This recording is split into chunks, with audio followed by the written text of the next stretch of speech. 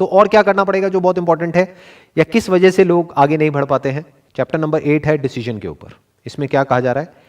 Accurate analysis of over 25,000 men and women who had experienced failure disclosed the fact that lack of decision was near the head of the list of the 30 major causes of failure. 30 वजह जो इन्होंने ढूंढी, निकाली failure की, कि जिस वजह से लोग फेल होते हैं, उस लिस्ट में सबसे टॉप पे जो है that is lack of decision. This is no mere statement of a theory, it is a fact. Procrastination, the opposite of decision, is a common enemy that practically everybody must conquer. अब क्या कहा जा रहा है यहां पे? सबसे बड़ा चैलेंज क्या आने वाला है? प्रोक्रेस्टिनेशन. मतलब क्या कि हम टालते रहते हैं, lack of decision. And life is all about a decision. Life क्या है अगर डिसीजन नहीं है तो? हर कदम पे एक डिसीजन, और डिसीजन ना लेना भी अपने आप में एक डिसीजन है. तो यहां पर क्या कहा जा रहा है? Lack of decision. कि हम सही टाइम पे, जब सही मौका होता है, तब सोचते रह जाते हैं, फिर वो मौका हाथ से निकल जाता है, फिर उसके बाद में सिर्फ रिग्रेट करते हैं. ऐसा हमने अपने घरों में बहुत बार होते हुए देखा है. बड़े बूढ़े जब बैठ करके बात कर रहे होते तो क्या बातें कर रहे होते हैं? उस टाइम पे मुझे मौका मिला था ये करने का, अगर कर लिया होता तो मैं आज पता नहीं कहां होता. तो क्यों नहीं किया? उसके पीछे जो सबसे बड़ा रीजन मिलेगा वो है फियर. इस बुक में एक और चैप्टर. यहां ठीक है, अच्छा हो गया तो इतना अच्छा हो सकता है, लेकिन बुरा हो गया तो इतना बुरा भी हो सकता है. तो हम डर गए, इस वजह से हमने वो नहीं किया. जो सबसे बड़ा फैक्टर है फेलियर का, वो क्या है? कि वो कुछ करते ही नहीं है, इस वजह से फेल हो जाते हैं. इसलिए नहीं कि कुछ करते हैं और फिर उसमें फेल हो जाते हैं, नहीं, वो कुछ करते ही नहीं है, यानी सोचते ही रह जाते हैं. ना कुछ करने का डिसीजन ले पाते हैं, ना कुछ नहीं करने का, बीच में अटके रह जाते हैं और मौका निकल जाता है. इन अदर वर्ड्स, कल पे नहीं टालना है. प्रोक्रेस्टिनेशन का मतलब क्या है? कर लेंगे, अभी कौन सी जल्दी है, ये करना है ना, कर लेंगे. तब तक कोई और कर जाता है, फिर वो आकर के क्या बोलते हैं? ऐसे बहुत लोगों को आपने सुना होगा कि अरे ये तो मेरा आइडिया था, उसने कॉपी कर लिया. अरे वो तो तुझे जानता तक नहीं, उसने कैसे कॉपी कर लिया? वो ये कहना चाह रहा है कि उसने कर लिया और मैं सिर्फ सोचता ही रह गया. That is called lack of decision. In simple words, कि मतलब मैं करने के बारे में सोचता रहा, लेकिन कोई और था जिसने सोचा, या ये कह लो हजारों लाखों लोगों ने सोचा, लेकिन उसमें से कोई एक था जिसने सिर्फ सोचा ही नहीं, किया भी. यही डिफरेंस होता है सक्सेसफुल लोगों के बीच में और वो लोगों के बीच में जो सोचते रह जाते हैं. अब इसमें एक और पॉइंट है चैप्टर 9 के अंदर, जिसके ऊपर बहुत ज्यादा एम्फसाइज किया गया है, that is persistence. The basis of persistence is the power of will. मतलब क्या कह रहे हैं? परसिस्टेंस कहां से आता है? विल पावर से. कि हमारे जो अंदर की विल पावर है, that must be strong enough, कि जब सब कुछ हमारे अगेंस्ट चल रहा हो, उस वक्त भी हम आगे बढ़ते रहें. क्योंकि ऐसा तो होगा ही, बिल्कुल जैसे मौसम बदलता रहता है, ऐसे ही लाइफ में होता है. सब कुछ हमारे फेवर में नहीं हो सकता ना हमेशा. जितना बड़ा आप कुछ अचीव करना चाहोगे, क्योंकि यहां पर उसी की बात करी जा रही है, जितनी बड़ी सक्सेस अचीव करना चाहोगे, उतने ही बड़े ऑब्स्टेकल्स बार बार बीच में आएंगे. उसके बावजूद भी अपनी विल पावर के बेस पे अगर आप आगे बढ़ सकते हो, तो आपके अंदर वो क्वालिटी है जो कि बहुत इंपॉर्टेंट है लाइफ में आगे बढ़ने के लिए. मतलब क्या? कि चाहे कुछ भी हो रहा है, आगे बढ़ते रहना है. बिल्कुल जैसे मैंने अभी मौसम का एग्जांपल दिया, यानी कि मौसम कैसा भी है, कभी बारिश आ गई, आंधी आ गई, तूफान आ गई, ये आ गई, वो आ गई, कुछ भी हो रहा है, आगे बढ़ते ही रहना है, रुकना नहीं है. तो आदमी के अंदर ऐसी विल पावर होनी चाहिए कि come what may, I will not give up under any circumstances. That is called persistence, and that is by far the biggest quality in life. Not just to be successful in life, but in any sphere of life. चाहे आप एक student हो, चाहे business कर रहे हो, चाहे job कर रहे हो, चाहे कुछ भी कर रहे हो, परसिस्टेंस तो चाहिए ही. क्योंकि जिसकी छोड़ने की आदत पड़ जाएगी ना, कि जरा सी प्रॉब्लम आई, छोड़ो ना, क्या करेंगे, वो छोड़ता ही रहेगा जिंदगी में, वो भागता ही रहेगा, वो भगोड़ा बन करके रह जाएगा. और जिसकी आदत हो गई फेस करने की, वो फिर हर सिचुएशन को फेस करेगा, और फेस करके ही तो आगे बढ़ा जा सकता है. कई बार लाइफ में ऐसी सिचुएशंस आती हैं कि उसको बिना फेस करे आप आगे बढ़ ही नहीं सकते. आपका जो सबसे बड़ा डर है वो आपके सामने है, बट बिना उसको कॉन्कर किए आप आगे नहीं बढ़ सकते. यानी जब आपका माइंड, आपकी बॉडी, आपकी फीलिंग्स, आपके इमोशन सब आपको डरा रहे हैं, आपको आगे बढ़ने से रोक रहे हैं, फिर भी अंदर से आप अपनी स्ट्रेंथ को गैदर करते हो और कहते हो नहीं, करना है तो करना है. That is will power. Against all odds आप अगर चलते रहते हो, दैट इज विल पावर।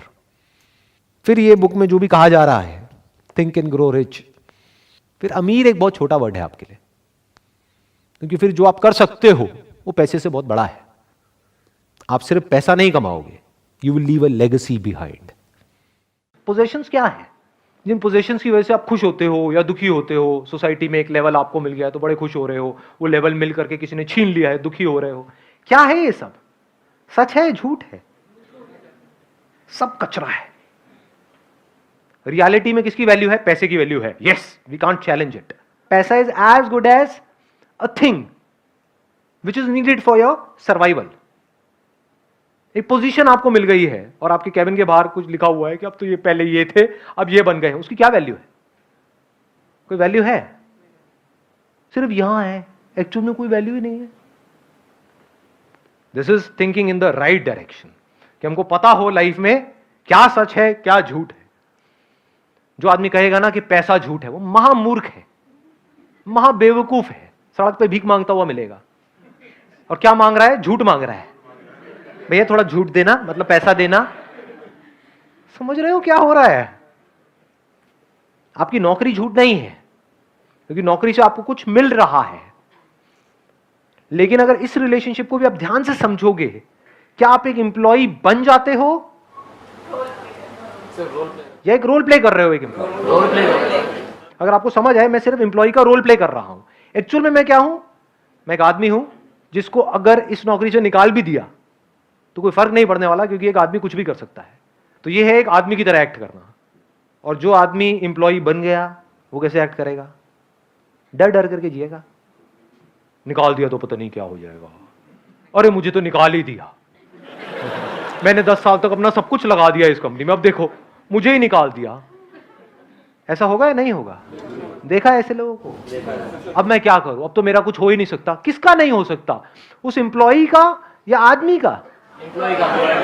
हाँ, वो एम्प्लॉय जो कहीं है ही नहीं, वो तो रोल तभी खत्म हो गया जब आपको निकाल दिया। अब तो आप एक्स एम्प्लॉय हो।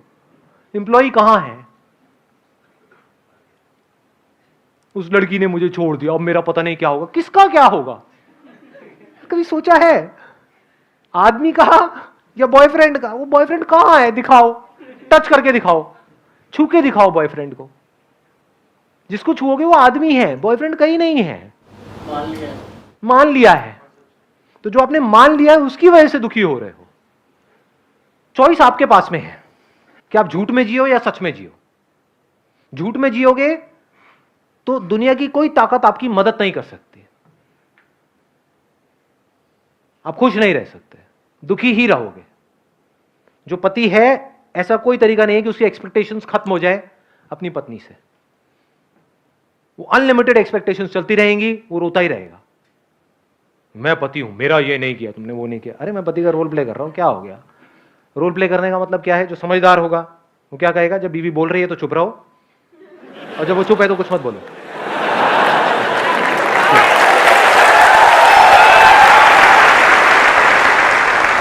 रिलेशन को आप दोस्ती कह सकते हैं, तो रिलेशन कभी खराब नहीं होगा।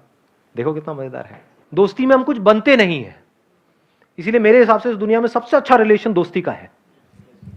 आप अपने आप को कुछ भी बन करके सोचो कि मैं बाप हूं, तो अब आपके दुख की जड़ कौन होगा? आपका बेटा या बेटी।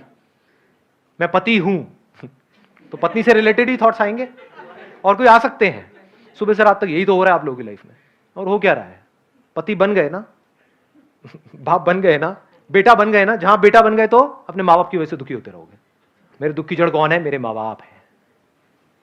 कुछ मत बनो, जो हो वो रहो। आराम से देखो अभी क्या हो रहा है, कोई दुखी नहीं है।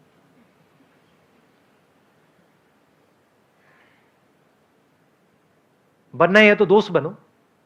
बाप क्यों बनते हो किसी के? दुनिया की नजर में बनो, विच इज ओके। अंदर से दोस्त बनो ना, तो बेटे को सही सलाह दोगे। ऐसी पोजेशंस, जो चीज जिसकी जितनी वैल्यू है उसको उतना ही वैल्यू दो। आपके सामने दाल रोटी पड़ी है, आप कहो नहीं ये तो बेकार है, इसकी कोई वैल्यू नहीं है, तो सच है झूठ है? झूठ है। आप बेवकूफ हो, क्योंकि उसकी वैल्यू है। उसी की वजह से बॉडी जिंदा रहेगी। दाल रोटी की वैल्यू है, पैसे की वैल्यू है। हाँ, कोई आकर के आपको कुछ अच्छा बोल रहा है, उसकी क्या वैल्यू है? कोई बुरा बोल रहा है, उसकी क्या वैल्यू है? कोई वैल्यू नहीं है। वहीं हम जीते हैं।